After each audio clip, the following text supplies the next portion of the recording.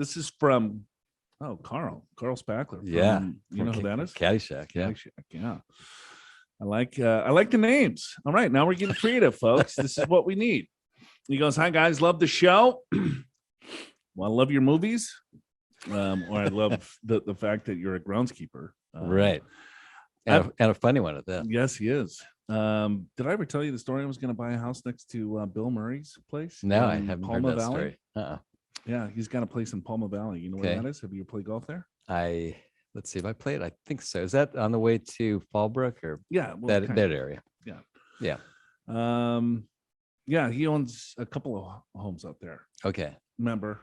But yeah, almost about this little shack. Yeah, love Caddyshack. Yeah. Well, it was like a little compared to his place, but right. Yeah, got it. That would have been cool to have been his name. Totally. He's only out there for, I'm sure, a couple weeks out of the year. He probably lost track of his homes. Yeah, probably.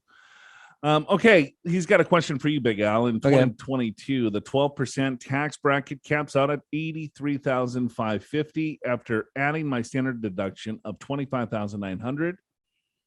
If I have zero income, I can basically do a Roth conversion of $110,000, and none of those dollars will be taxed higher than 12%. And so how he gets that, folks, is you take 110 and add back the standard deduction of $25,900. So you add those two together, and he's saying, or 83,000. Yes, you subtract 110 from 25, or add 83 in 25, then you get to 100. So in other words, you can have 110,000 of income if you're married, finally joint in 2022, and still be in the 12% bracket. Correct. So now let's pretend that I have a $10,000 long-term capital gain, another $10,000 of qualified dividends. Even those types of income are taxed differently than earned income. Do they still have the same effect as earned income when it comes to maximizing my Roth conversion within a particular bracket? In other words, can I only convert $90,000 if I wish to stay in the 12% or less? This is a very popular question. It is, and it's also a very confusing question. Because I talk about capital gains sitting on top of ordinary income and blah, blah, blah, which is the basic rule, except when you're in the 12% bracket going to the next bracket. And let me explain. Maybe the best way to think about this is, what if you already have $20,000 of long-term capital gain and or qualified dividends, which is taxed at zero when you're in the 12% bracket? Let's say you already have it, right? And so in his example, he could create 110,000 of income. So the Roth conversion would only be 90,000 to stay at the 110. And in that case, so you're going to have $20,000 of capital gains and qualified dividends taxed at zero, right? And then you're going to pay 12% on, roughly 70,000, right? Actually, 60,000 ish. But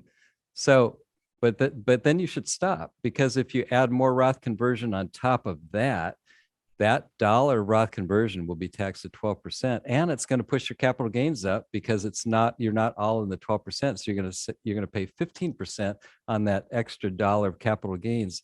So your effective rate is actually 27%, because you're being taxed on the Roth conversion that got you over that, and it happened to push your capital gains over that. So you get taxed on that at 15% as well. So when you're at the 12% bracket with a combination of Roth conversions and capital gains, keep it right at that 12% bracket with all income. So let me paraphrase. Yeah. So to answer his question, can he do a $110,000 Roth conversion and stay in the 12% tax bracket? The answer is yes. Yeah, if there's no other income. If there's other income, that's fine. His Roth conversion is still taxed at 12. Right. But then what happens with the dividends is that you're losing out on a 0% capital gains rate. Right. Is Al's point. So it's like, well, I'd much rather pay 0% on the dividends and the capital gain than pay 15% plus state. Right. So you would want to stay all income in that 12% to take advantage of the 0% capital gains bracket for your dividends and your capital gains. And then you would just convert to keep you at the top of the 12 from there. But if he's like, you know what, I don't care, I want to convert to the 12 and I don't care if I want to pay capital gains tax, we would not probably recommend No, that. no, we wouldn't. Yeah, because Just so Yeah. he understands, Right. because that helps. When you start getting into like the 27% tax bracket, people are like, "What the hell is that all about?" Because it's kind of the same with Social Security. When people got to be careful about when they start doing conversions or adding income when they're taking Social Security, and if depending on how much of their Social Security is taxed. Yeah. So I'll say it maybe this way. So if you did, let's say you've got the $20,000 of that capital gain, you do a $90,000 conversion, so you're at the 110, and I agree that stays in the 12% bracket.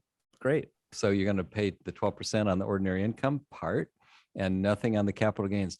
If you add another $20,000 of Roth conversions, you're going to pay 12% on that $20,000 of Roth conversions, and you're going to pay 15% on that capital gains that got pushed up into the next bracket. So that's why. So you take the 15 I'm and the adding 12 those your two 27. together, which is like a 27% effective rate. It's actually easier to see when you look at the tax projections side by side, but that's what's happening. So the simple answer is, if you have Roth conversion, if you want to do Roth conversion and you have long-term capital gains and you're in the 12% bracket, stop at the 12% with all income, including capital gains.